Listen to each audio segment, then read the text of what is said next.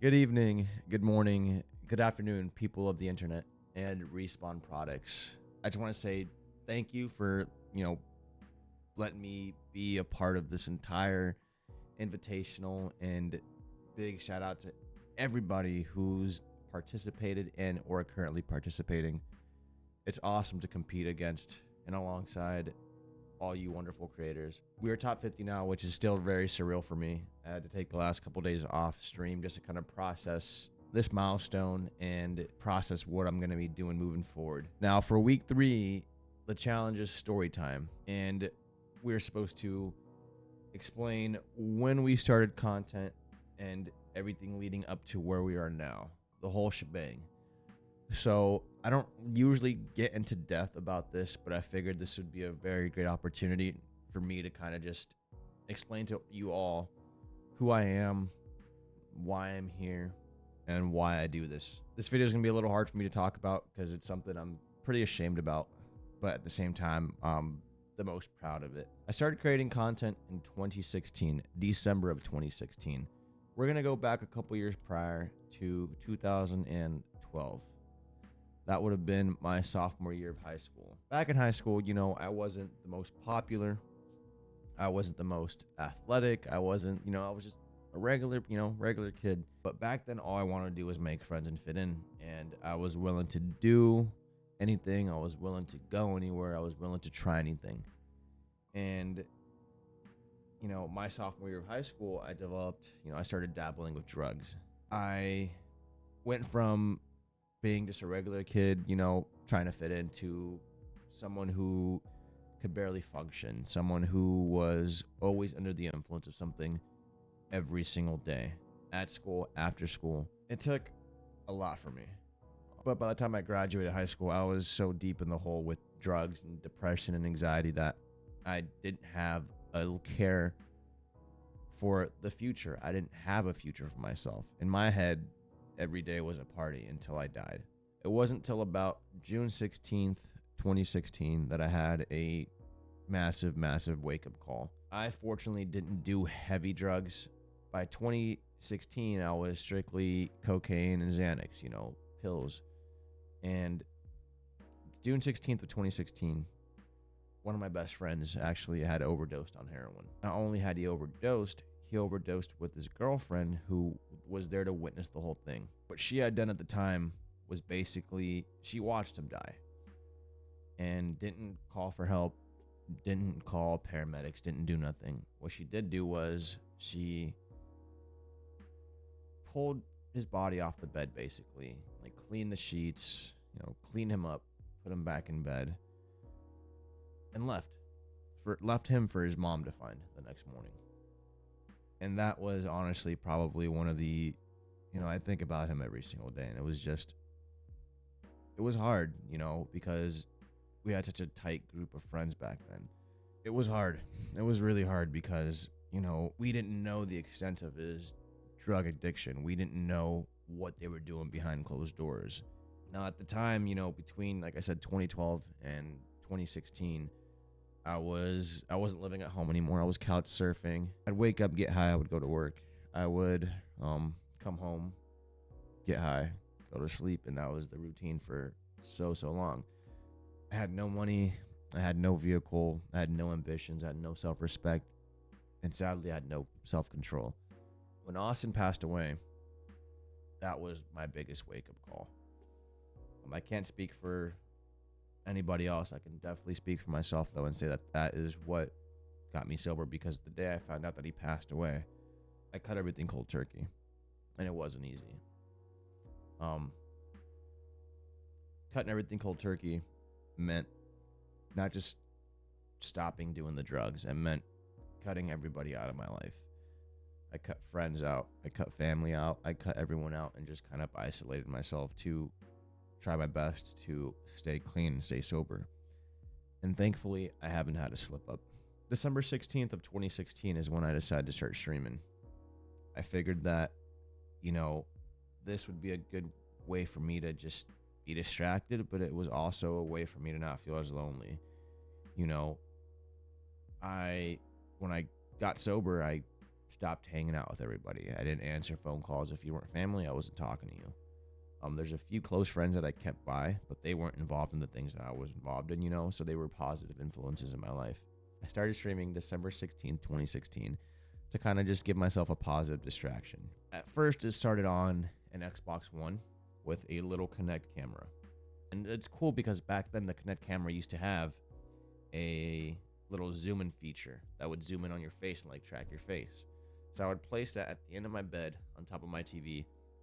I would sit there with my controller, and for the most part, it would be zoomed in on my face. It wasn't until about, say, a year after I started streaming that I figured out how to save VODs, and I figured out that, hey, I should probably be reading chat. And it wasn't till then that I noticed that the camera didn't always track my face. Sometimes it would zoom out and zoom right back in on my feet at the end of my bed, which is really awkward. So we fixed that issue. And, I used streaming as an escape, but also a way to keep myself grounded and keep myself at home. I would play with my friends. I would get clips. I would have fun doing it. Eventually, because getting sober was just step one. Staying sober is the hardest part. And every single day for about 2-3 years, I'd have fucking like the worst cravings. The withdrawals for the first couple months sucked, but I'd cut everything cold turkey and I just kept myself in check. That's when the depression and the anxiety got really, really, really bad. And, I had to find a way to overcome all that stuff. So I figured, okay, well, if I am watching my own stream, let's say I'm a viewer that came into my stream, I wouldn't want them to see the depressed, messed up, kid behind the camera. I'd want them to see something positive, right? So I made a promise to myself that every time I went live, no matter how I was feeling, no matter how bad the withdrawals were, no matter how alone or isolated I felt, I would, have a smile on my face, and I would try to make sure that whoever comes in has somewhat of a good time. I wasn't the best at, chatting back then, so there would be a lot of awkward silences, but I made sure that when someone did chat, I would engage in a meaningful conversation. I would get to know them, and if I had the opportunity, I would explain a little bit about myself and my journey. And the more I started, keeping that promise to myself, and the more I started, being positive, because a lot of the time I was faking the positivity back then because I knew that no one wanted to see it, see someone messed up like that. And the more I started doing this, the more I started realizing that, the positivity would carry on with me after I ended my stream. I would start to feel a little bit better and a little bit better, start thinking a little bit brighter. And then, it just became a mantra almost. I realized that positivity is everything. That mindset matters most, right? So I would go into these streams with the mindset of someone who has the world, someone who isn't dealing with what I'm dealing with. I would go in there with the mindset that I'm a millionaire. I'm the best. I'm the happiest I've ever been. And I slowly started to see, and I kid you not, I slowly started to see my whole life start manifesting so much positivity. Like everything started folding and bending around my thoughts. And that's when I'm like, oh my God, this is manifesting. This is, this is real. Like, as long as I'm positive and I keep a positive attitude and I only think positive, even when bad things happen, it's not going to affect me, right? And ever since that day, I've kept with the mindset matters most. I'm trying to be as positive as possible every single day. And throughout the years, people have come into my chat for the first time and they'll be talking about something that's bothering them or the bad day they had at work or, something in their life that's just not going right. And now, not only have they been in for 6, 7, 8 months in a row every single day, but even to now, some of these people are still here because they saw that mindset really is everything, right? I was able to explain my story to them and kind of just put a smile on their face. That's my biggest thing is if you come into my stream, I want you to feel welcomed. I want you to feel safe. But I also want you to take a little bit of my positivity home with you when you leave my stream. And some of those people that were in my streams, 5, 6 years ago are in my streams today, which is crazy to see the relationships and bonds that I've built. Um, for me, streaming is, like I said, it was an escape. Now it's my favorite hobby. It's my favorite thing to do. Only for the fact that I know that if someone is having, it can be a complete stranger, if someone's having the worst possible day and they come in and they share how they're feeling with me, I'm going to do everything in my power to put a smile on their face. Whether it's, through jokes, through comedy, or through, me dropping off a building and not pulling my chute and just, botting out. Like, I want people to leave my streams with a better mindset. I want them to feel comfortable coming to me on and off stream with these questions. I have people reach out to me on Twitter and on Discord all the time about things that they're going through, and I give them, my 10 cents. And 8 out of 10 times, I always hear back from them. Mental health to me is everything. Mental health is the most important thing. I say this every single day.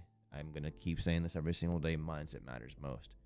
And you got to protect your peace. You got to take care of yourself. And I wish that there was just more advocacy for, mental health, and specifically men's mental health, because there's a stigma around, us not being able to talk about our feelings and talk about things. So we bottle things up. And that's what I was doing for a very long time. When I started streaming, it was a lot of PUBG, a lot of Apex. And then Fortnite came around, so we played a little bit of Fortnite. And it wasn't until about 2017 that I kind of started doing like the horror genre. So I started playing Outlast, and I started kind of like blending all these different, all this different content together. And 2020, when I got my first PC, that's when everything took off. I met Paladin Ambers. She's a big streamer over in Australia. And then I started watching her streams and kind of just asked her a few questions here and there, poked her brain, and she was the one that basically was like, go for it. Just full send. What's the worst that's going to come from it? And I have been pedal to the metal every single day since. So I don't do this for the clout. I want to be able to do this full time and pay my bills and take care of my family through this, because this is what I love. But at the end of the day, like, I really want people to look at themselves in a better light, to think in a better light, to see in a better light, because, your strongest ally and your biggest enemy is up here. I want everyone to just love themselves, because self-love is a big thing. Protecting your peace is a big thing. So with my content, it's part, like positive mental health and like positive vibes and self-love and like, things like that. But then the other half is like, hey, we're doing Apex, we're doing COD, we're doing this, we're doing that. It's going to be a great time. We're going to have some laughs. You're going to see me rage a little bit, but overall, this is something I've fell in love with. I fell in love with content creation, and I fell in love with myself, because back then I didn't have that self-love for myself. I didn't have that self-care. I didn't have someone in my life, showing me these things. I had to learn everything the hard way. I've lost countless of friends to drugs. I mean, a lot of friends have overdosed in my life to drugs. A lot of my friends have died to gun violence and murder. And if it wasn't for Austin passing away in 2016 and me learning that lesson, I would not be alive today to talk and tell you guys my story and tell you, why I do this and what I'm here for.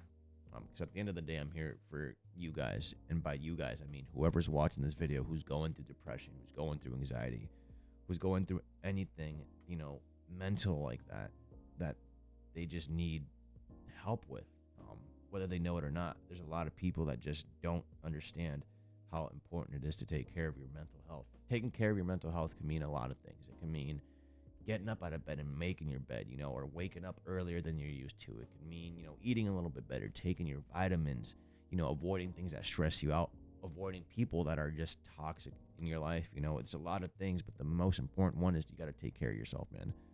I make content because I know someone somewhere out there is going to have a smile or have a laugh with what I make.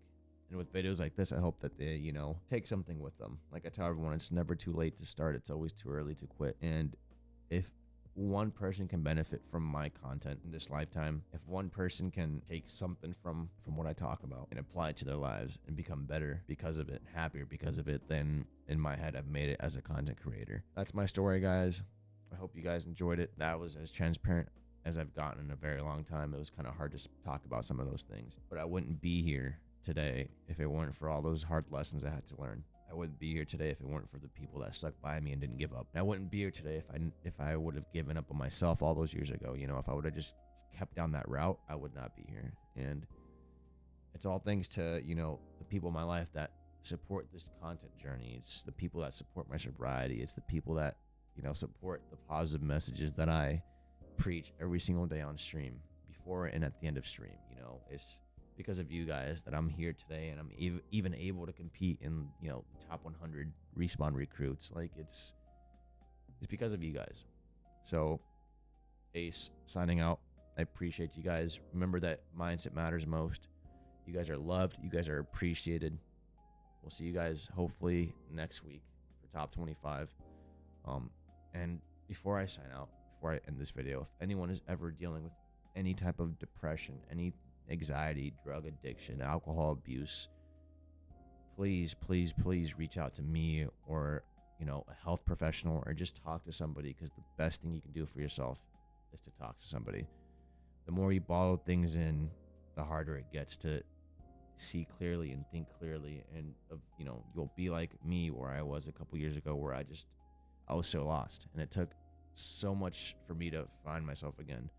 And unfortunately, I can't speak, you know, on the 10 or 12 friends that I've lost in the last couple years to drugs. And I can't speak about, you know,